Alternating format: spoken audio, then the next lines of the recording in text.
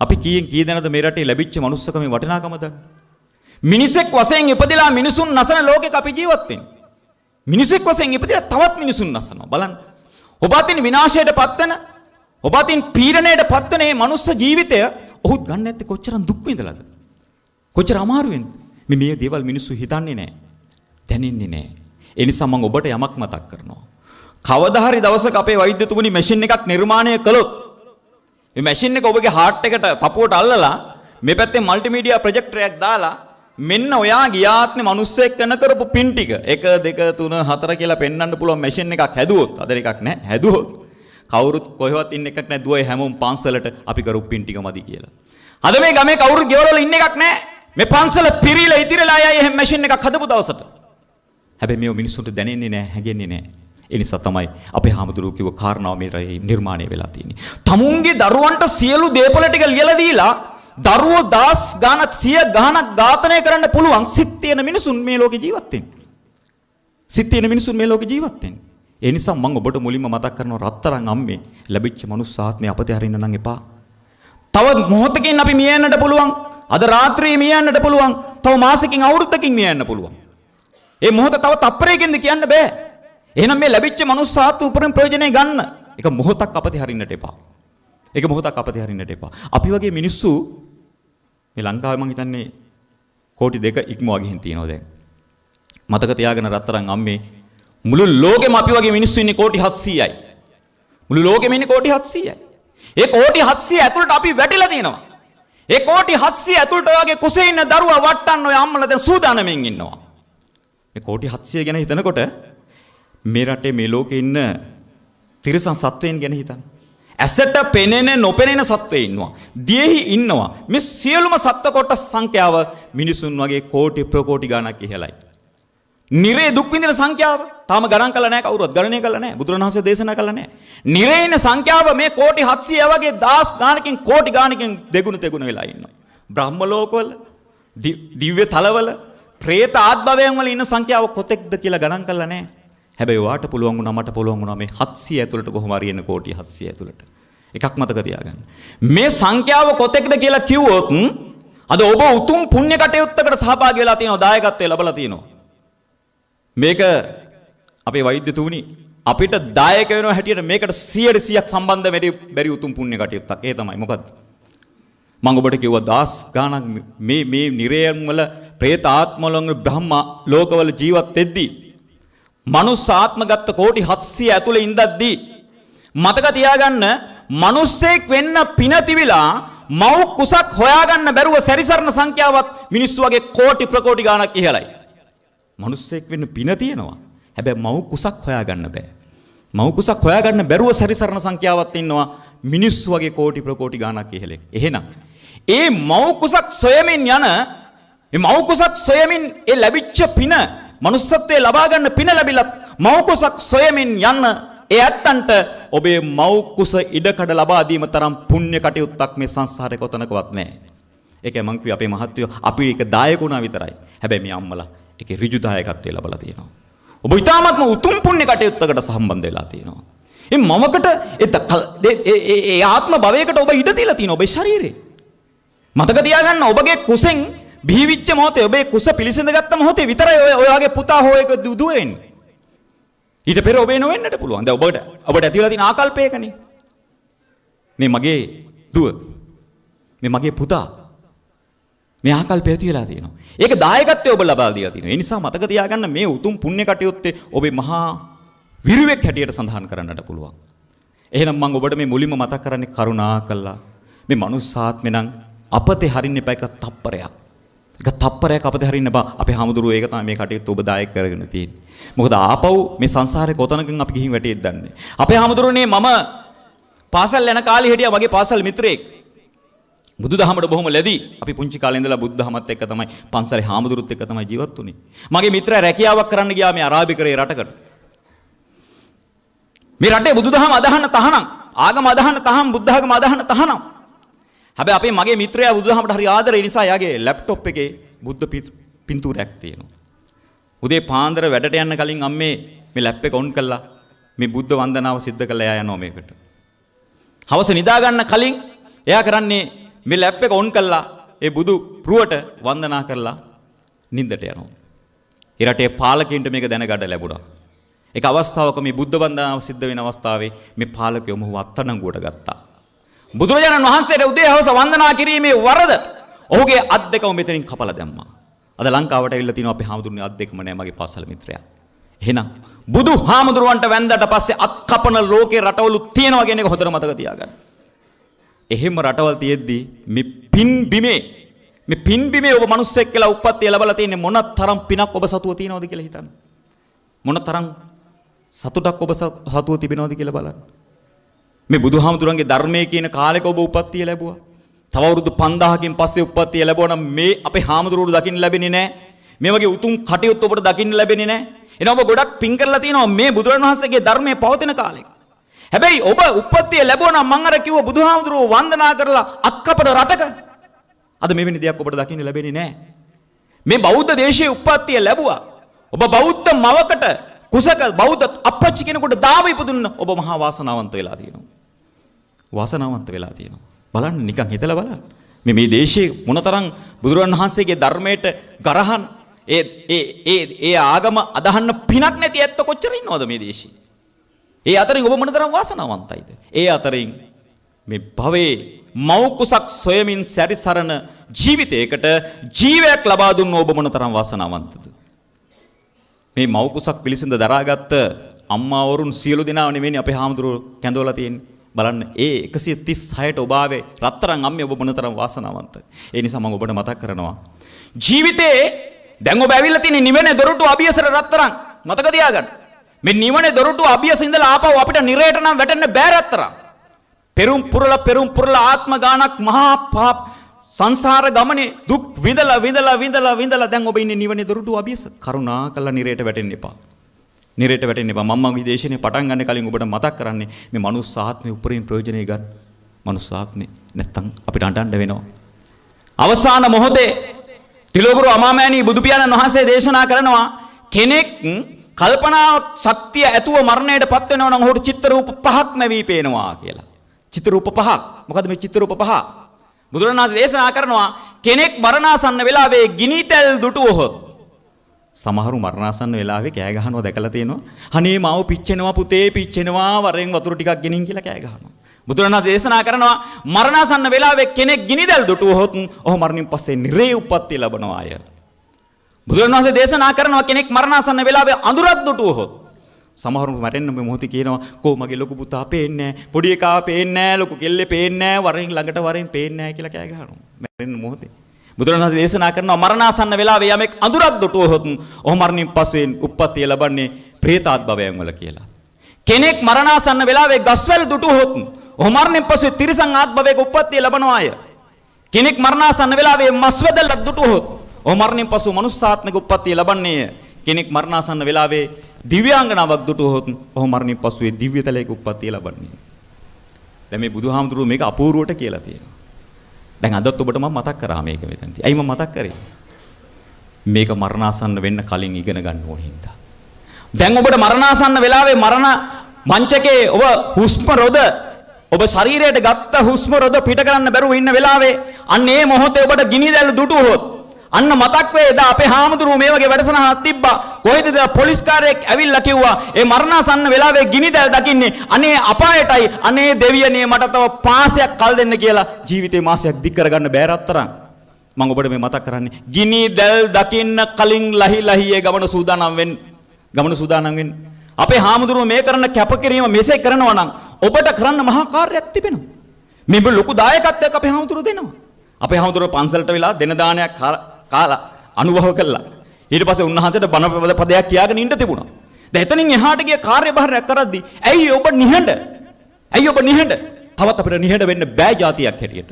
ඒ නිසා කරුණා කරලා ඔය කුසේ ඉන්න දරුවට මේ සාර ධර්ම ටික එළියට ආපු සැනින් කියලා දෙන්න. මේක අපි කළ යුතු කාර්යභාරයක්. මේක නොකර හැරියොත් අපි අඬන්න වෙනවා. මරණාසන්න වෙලාවේ ගිනිදැල් අඳුර දකින්න සිද්ධ වෙනවා කියන එක මම ඔබට මේ මොහොතේ විශේෂයෙන් මතක් කරන්නට ඕනි. මනුස්සාත්මය පිළිබඳවයි මම මේ කතා කරේ. මුලින්ම මේ ටික නොකිය මොන තරම් දේශන තිබ්බත් වැඩක් නැහැ. අහනවා අපේ හාමුදුරුවෝ ආරාධනා කරපු නිසා මම මෙහෙනම් බොහොම හොඳ පිරිසක් ඉන්නවා. මොකද මේ වගේ හාමුදුරුවොත් එක්ක සංසාර ගමන යන්න තියෙනවා නම් ඒකත් මහ පිනක්.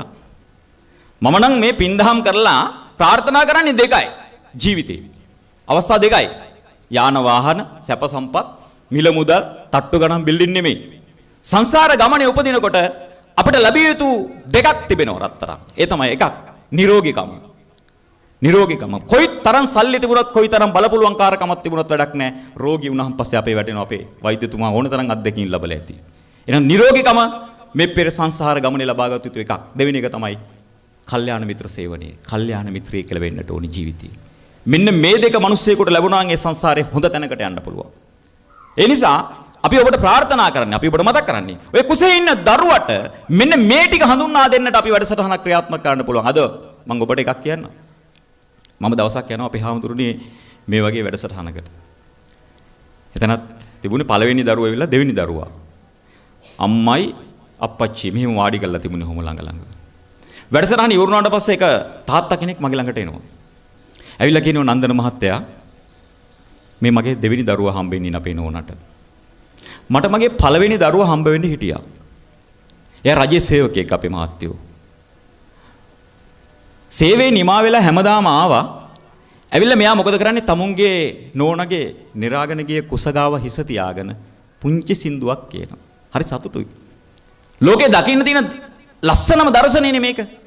මම දන්නේ අපේ හාමුදුරුවෝත් ඒක තමයි මමත් දකින්නේ මේ ලෝකේ ලස්සනම දර්ශනය තමයි මේ දැස් පිංගල්ලා තියෙන ගර්භණී මමක් දකින්න එක. ඒ තරම් වාසනාවක් අපි ලබලා තියෙනවා. දැන් මේ අප්පච්චි ඇවිල්ලා හැමදාම අර අම්මගේ කුසගාවේ ඉඳගෙන සින්දුවක් කියනවා. මට ඉතින් සින්දු නම් කියන්න තේරෙන්නේ නැහැ. සිරස සුපර්ස්ටාර් එකට ගියා මට තව පුරුදු වෙලා එන්න කියලා කිව්වා. දැන් එතනදී කියනවා ඒ සින්දුවේ කියනවා මගේ රත්තරන් පුතේ කියලා ඔන්නෝම සින්දුවක් කියන්නේ. රත්තරන් පුතේ කියලා. මම හැමදාම වැඩ ඇරිලා ඇවිල්ලා මේ අම්මගේ කුසගාවයි ඔළුව තියාගෙන මේ සින්දුව කියනවා. අපේ හාමුදුරුවනේ දසමාසයකට පස්සේ දරුවා බිහි වුණා. දියණියක් දුවෙක්. ඉස්සර කිව්වේ රත්තරන් පුතේ කියලානේ. දැන් මේ තාත්තා මොකද කරන්නේ? පොඩි කෙල්ල වතේ තියාගෙන නිදි කරවනවා සින්දුවක් කියලා. අර සින්දුවම අර පුතේ කියන කැලේට දුවේ කියනවා. මගේ රත්තරන් දුවේද සින්දුව කියනවා. කෙල්ල ටික ටික උස්මහත් වුණා ලොකු වුණා. හැබැයි කෙල්ලට හැමදාම හවසට නිදා ගන්න රෑ නිදා ගන්න අප්පච්චි මේ සින්දුව කියන්නම ඕනේ. දවසක් මේ ලොකු කෙල්ලව උකුලේ තියාගෙන ඔළුව අත ගග මේ අප්පච්චි නිදි කරවනවා සින්දුව කියනක. ඒ කියනකොට මේ කෙල්ල අප්පච්චිගෙන් අහනවා මෙන්න මෙහෙම අප්පච්චි ඔය සින්දුව ඉස්සර කිව්වේ මගේ රත්තරන් පුතේ කියලානේ. මං ආසයි අප්පච්චි පුතේ කියනවට. ඇයි අප්පච්චි දුවේ කියන්නේ? දැන් මේ අප්පච්චි මගේ ළඟට ඇවිල්ලා අහනවා අපේ හාමුදුරුවනේ බුදු මහත්තයෝ මේ දරුවා ඉපදුනාට පස්සේ අද මේ වෙනකන් එක දවසක්වත් මං පුතේ කියලා නැහැ. කුසේ ඉන්න කාලේ විතරයි පුතේ කියලා කිව්වේ. දුවෙක් නිසා මං කිව්වේ දැන් දුවේ කියලා. කොහොමද නන්දන මහත්තයා මේක දන්නේ? මතක තියාගන්න. ඔබේ කුසේ ඉන්න දරුවා අද මේ හාමුදුරුවෝ කරන උතුම් කාර්ය බහරය බොහොම අපූර්ව ලෙස බලාගෙන ඉන්නවා කියන එක හොඳට මතක තියාගන්න. අපේ වෛද්‍යතුමන්ලා මේ පිළිබඳ හොඳට සාක්ෂි දරයි. මාස 6ක් 7ක් 8ක් යනකොට සියලු දේවල් දරුවන්ට පේනවා. සියලු දේවල් දරුවන්ට පේනවා. මෙතන ඉන්න රත්තරන් අප්පච්චිලා ඇවිල්ලා ඉන්නේ අප්පච්චිලට මම මතක් කරන්නේ අපේ මහත්තයා මං කිව්වම පස්සේ මං ඇහුවා මහත්තයෝ අප්පච්චිලත් ඇවිල්ලා ඉන්නද ඔව් මතක තියාගන්න. අප්පච්චි ඔයාගේ කුසේ ඉන්න දරුවා ඔයා කරන ටික හොඳටම බලාගෙන ඉන්නවා. හොඳටම බලාගෙන ඉන්නවා. මේ කුසේ ඉන්න කාලේ ඉඳලම අප්පච්චිව ප්‍රතික්ෂේප කරන වැඩවලට නම් කරන්න එපා මගේ රත්තරන්. කුසේ ඉන්න කාලේ ඉඳලම තමුන්ගේ ආදරණීය අප්පච්චිට වෛර කරන වැඩකට දරුවෙක් නිර්මාණය කරන්න එපා. එහෙම වැඩක් ඔබ කළොත් අපේ හාමුදුරුවෝ මේ කරන කාර්යයෙන් වැඩක් වෙන්නේ නැහැ. හාමුදුරුවෝ බලාපොරොත්තු වෙන්නේ ඔබට මේ භාණ්ඩ ටික දීලා යවන්න නෙමෙයි. බලාපොරොත්තු වෙන්නේ ධාර්මික දරුවෙක්, බෞද්ධ දරුවෙක්, කොන්ද කෙලින් තියෙන දරුවෙක් මේ රටට නිර්මාණය කරන්න. ඒක බිහි කරන්න නම් අප්පච්චි ගේ ඇතුළේ යහපත් පරිසරයක් ගොඩනගන්නට ඕනේ. රත්තරන් අප්පච්චිලට වැඳලා කියන්නම් මගේ බුදුන්ට වැඳ දෑතින්, මගේ අම්මට අප්පච්චිට වැඳ දෑතින් කරුණා කරලා අප්පච්චි මම මේ කියන්නේ ඔබගේ නෝනගේ කුසේ ඉන්න දරුවා සැබෑවටම ඔයාගේ දරුවා කියලා ඔබ ආදරය කරනවා නම් කරුණා කරලා අප්පච්චි මෙතෙක් කාලයක් ඔබ අරක්කු බමින් හිටියා නම් කරුණා කරලා මේ දරුවා බිහි වෙනකන්වත් රත්තරනේ හවස ගෙදරට අරක්කු බීලා නම් එන්න එපා. පොඩි එකක් කුසේ ඉඳලා ඔක බලාගෙන ඉන්නවා. මගේ රත්තරන් අප්පච්චි සිගරට් එක දුම් වැටිය බිව්වා නම් කරුණා කරලා මේ දරුවා බිහි වෙනකන්වත් මේක නවත්තන්න මගේ රත්තරන් අප්පච්චි. එහෙම නැත්නම් ඔය දරුවා ඔබේ කියලා කියන්න එපා. කියන්න ඔබට අයිතියක් නැහැ. කිසිසේත්ම අයිතියක් නැහැ. බොරුවට අප්පච්චි කියලා යාන වාහන ටිකක් දීලා මෙන්න මගේ දේපල ටික තොපි ගනින්න කියලා දරුවන්ට මේ ටික දුන්නට වැඩක් නැහැ රත්තරන්. මහා පාරේ හිඟා කෑවත් පේමන්ට් එකේ පොල් කට්ටක් තියාගෙන හිඟා කෑවත් වටිනවා. යහපත් දරුවෙකුට හොඳ දර්ශනයක් දීලා ඔබට ජීවත් වෙන්න පුළුවන් නම්. ඒ නිසා වැඳලා කියන්න කරුණා කරලා. අපි අතින් වැරදි වෙන්න පුළුවන්. අඩුපාඩුකම් වෙන්න පුළුවන්. හැබැයි එතනින් මිදෙමු. එතනින් මිදෙමු. දැන් අපේ හාමුදුරුවනේ ඔය මේ ඉස්සර දැන් නම් ඒක නෑ. ඉස්සර තියෙනවා මේ මම පොඩි ප්‍රශ්නයක් අහන්නද? මම්ම කතා කරන එකත් හරියන්නේ නැහැ අපේ හාමුදුරුවනේ. මේ ඔබේ කුසේ දරුවා කොච්චර කාලයක් ඉන්නවද?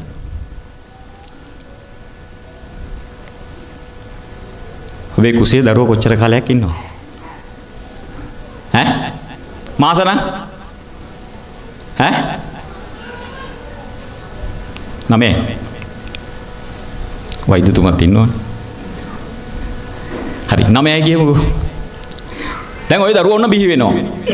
ලොකු වෙනවා. මොන්ටිසෝරියම යනවා. අම්මට වඳින ගාතාව අපි කියලා දෙනවා. නේ?